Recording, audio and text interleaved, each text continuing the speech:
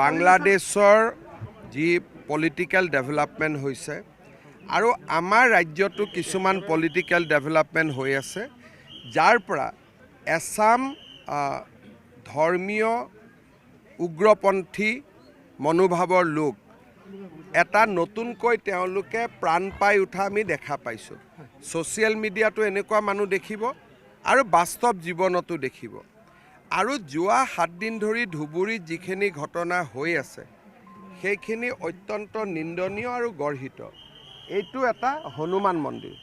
প্ৰথম দিনা ইয়াৰ সন্মুখত গৰুৰ কাটা মূৰ এটাত থোৱা হৈছে আৰু শান্তি কমিটি পিছ কমিটি হোৱাৰ পিছতো নেক্সট আকৌ গৰুৰ মূৰ থৈ গৈছে।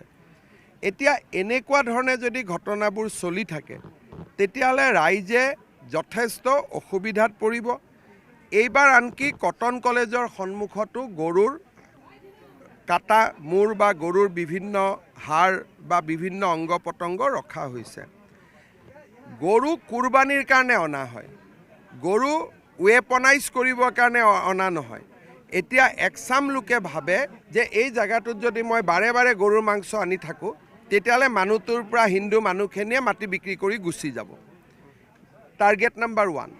দ্বিতীয়তে ধুবুৰীত ইয়াতে নবীন বাংলা বুলি এটা এক্সট্ৰিমিষ্ট গ্ৰুপ হওক বা যি গ্ৰুপৰ হওক তেওঁলোকৰ নামত বহুত পোষ্টাৰিং হৈছে। আনকি ডিচিৰ ঘৰৰ সন্মুখতো তেওঁলোকে পোষ্টাৰিং কৰিছে। গতিকে ধুবুৰীৰ ঘটনাখিনিক আমি চিৰিয়াছলি লৈছোঁ। মই অলপ আগতে আপোনালোকক চাৰ্কিট হাউচত কৈয়ে আহিছোঁ যে ইয়াত ৰেপিড একশ্যন ফ'ৰ্চৰ পৰা CRPF আমি ডিপ্লয় কৰিম, আমাৰ অসম পুলিচো থাকিব, শ্বুট এণ্ড চাইট অৰ্ডাৰ থাকিব আৰু যিসকলে এই কামবিলাক কৰি আছিলে তেওঁলোকক আমি আইডেণ্টিফাই কৰিম, তেওঁলোকক আমি এৰেষ্ট কৰিম, তেওঁলোকৰ ওপৰত আমি ব্যৱস্থা ল'ম। চাওক, মইতো নিজেই কৈছোঁ পাথৰাও হোৱা খবৰটো পায়েতো মই আজি ইয়াত আহিছোঁ। যদি পাথৰ নহ'লহেঁতেন মইতো ইয়াত নাহিলোহেঁতেন। ৰাতি যে শিল মাৰি আছে মানুহৰ ঘৰত সেই খবৰটো গম পায়েতো মই ইয়াত আহিলোঁ। গোলকগঞ্জত যেতিয়া প্ৰথম ঘটনাটো হৈছিল তাৰপিছত ইয়াত দুবাৰকৈ 2 দিন ঘটনা সংঘটিত হৈছে। এই ক্ষেত্ৰত ছিকিউৰিটি লেবছৰ এটা ছিকিউৰিটি লেব শব্দটো এনেকুৱা যে ইয়াত এবাৰ গৰুৰ মূৰটো আহিলে, শান্তি কমিটি হ'ল, হিন্দু মুছলিম গোটেইখিনি মানুহ বহিলে, তেতিয়া পুলিচেওতো কি ভাবিব যে বুজাবুজি হ'ল। ৰিপিট আকৌ কৰিব সেই কথাটোতো পুলিচে কেতিয়াও নাভাবে। আজি যদি আমি ইয়াতে বহি হেণ্ডশ্বেক কৰোঁ, সকলো মিলে SP DCৰ সন্মুখত শান্তি কমিটি হয়, তেতিয়াহ'লেতো অলপতো পুলিচেতো সদায় ৰাইজকতো সন্মান কৰিয়ে পুলিচ চলিব লাগে। কিন্তু যেতিয়া তেওঁলোকে মানা নাই, যিয়ে গ্ৰুপ নাথাকক কিয় শান্তি কমিটিৰ কথাও মানা নাই, গতিকে এতিয়া police is free to take action. এতিয়া আমি একশ্যন ল'লেও ইয়াত ক'বলগীয়া কথা একো নাই কাৰো। গুৰুত্বপূৰ্ণ কথা প্ৰথমতে ধুবুৰীৰ ইয়াতে পোৱা গ'ল, তাৰপাছত তাৰ আগতে গোলকগঞ্জত পোৱা গ'ল। কালিলৈ ছাৰ 21 যিটো কালী মন্দিৰ মহামায়া মন্দিৰৰ সন্মুখত আপত্তিজনক বস্তু পাইছে, ইতিমধ্যে ফৰেনচিক লেবত কটন কলেজত তাতো মই এই কথাখিনিতো ময়েতো আপোনালোকক কৈ আছোঁ যে এইটো এটা গৰুৰ মাংসটোক ৱেপনাইজ কৰিবৰ বাবে চেষ্টা কৰি আছে। আমাৰ ঘৰতো কম মানুহ আছে নেকি এনেকুৱা?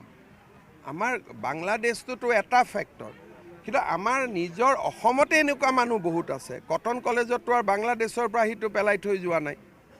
গতিকে বাংলাদেশটো এটা, কিন্তু অসমৰ ভিতৰতো এনেকুৱা শক্তিটো আছেই। এই যে মানসিকতা গঢ় লৈ উঠিছে ছাৰ, ধীৰে ধীৰে বিষাক্ত ৰূপ লৈছে সমগ্ৰ নামনি অসম, তেওঁলোকৰ বিৰুদ্ধে অভিযান চলিবনে নাই? নাই, চাওক এটাই কথা, আপোনালোকে যিখিনি কৈ আছে সেইখিনি শুনিবৰ কাৰণেতো মই ইয়াত আহিছোঁ আৰু মই যিখিনি কৰিব লাগে মই কৰি গৈছোঁ, যে আপোনালোকে অহা 2-4 দিনত দেখা পাব। আৰু এটা গুৰুত্বপূৰ্ণ কথা ছাৰ, পিছ কমিটি যিসকলক মাতা হয় তেনে বহুত ব্যক্তি আছে যাৰ নেকি পলিটিকেল ইনফ্লুৱেঞ্চ নাই বা সামাজিক ইনফ্লুৱেঞ্চ নাই। এই কমিটিখন চেঞ্জ কৰিব মই নাজানো, ইয়াত স্থানীয় বিষয় DC SPয়ে চাব, কিন্তু মইতো পিছ কমিটিৰ মিটিং সেইবিলাকে মই বিশ্বাস নকৰোঁ। মোৰ কথাটো হ'ল যে এইবিলাক মিটিং কৰি থাকিলে সময় যায়, আমি যোনে আইন ভংগ কৰে তাৰ ওপৰত একশ্যন ল'ব লাগে। নাই, আজি ইয়াতে যিখিনি ঘটনা ঘটি আছে এই ঘটনাখিনি খুব চিন্তনীয়, খুব আমাৰ কাৰণে it is a matter of concerned.